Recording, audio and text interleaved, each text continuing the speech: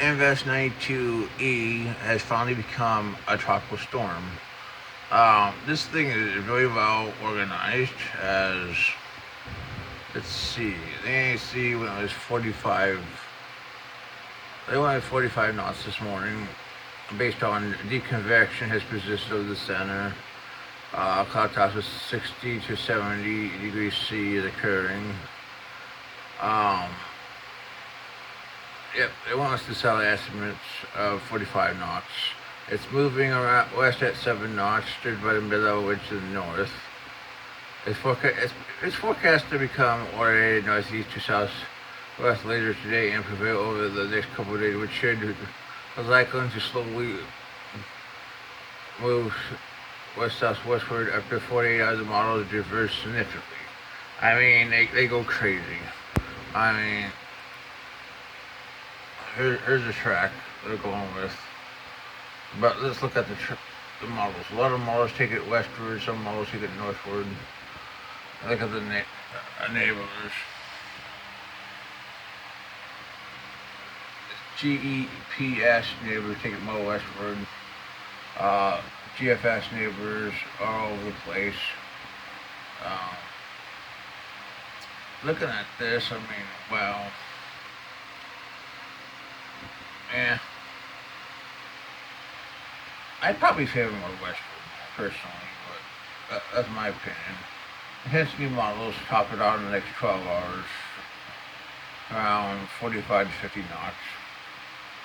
And if it weakens fast, I'd definitely favor the more westward track. That's historically more likely. Um, but that's for Carlos. We'll have to see. Initially share of 10 to 15 knots in the proximity of too dry and stable to its north should cause periodic weakening of the storm equilibrium, which would reveal any further strengthening.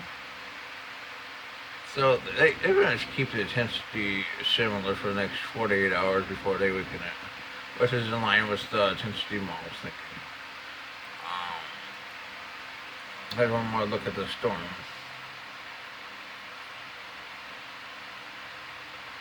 Okay, now we're gonna look at the Bay Campeche system. Clearly, you got an LSC forming along the shoreline of Mexico, near Tampico, I believe. Um, Clearly getting better organized, convection offshore. The NHC this morning is going 10% in the next 48 hours, and 50% in the next 5 days. I agree, the models definitely love this system a lot. Let's take a look at I2L.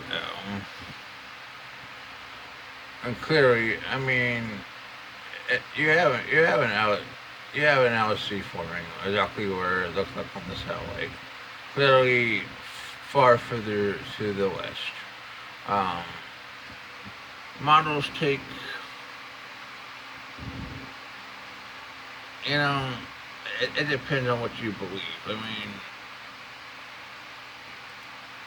you believe the NHC position, which is right in here, then it heads southward. If this is the position and it does that, it's going to go deep into Mexico. So, that thing's probably going to kill itself. Then this will probably have a chance of developing if the models are right, once it does so, or absorb its energy. Um, let's see. Intensity models keep it weak for the next 3 days before stretching it to a meta and tropical storm. Let's go 48 hours on the GFS. Clearly, it does exactly this. I mean, that LLC you see more or less kills itself, then gets absorbed into the low pressure shown by the ANC, and it drifts southward towards the Mexican coast. Carlos more or less heads westward.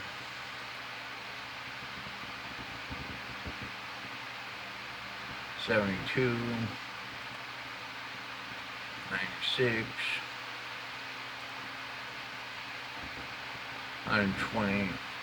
We're also watching a system off Mexico, which we've been watching, but the ANC has decreased its chances to 10.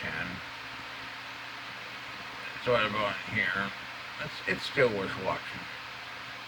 But the LC of 93 has made landfall. Well, this is a separate system. I have a batch of energy from the Monsanto trough.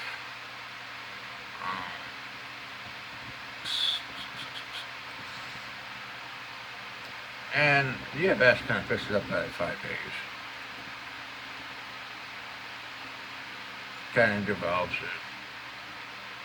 Well, hey, the Gulf of Mexico system really starts going in 5 to 7 days. Kind of a slop storm. I mean, ECMWF is actually stronger with the Pacific system at 7 days.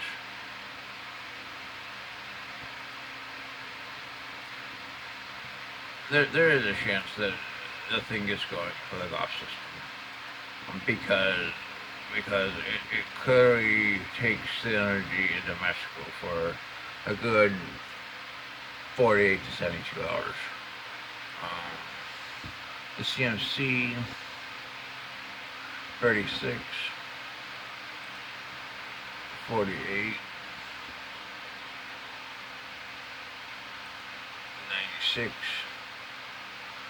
All models agree on this. It's clear, but it takes it back over the Gulf.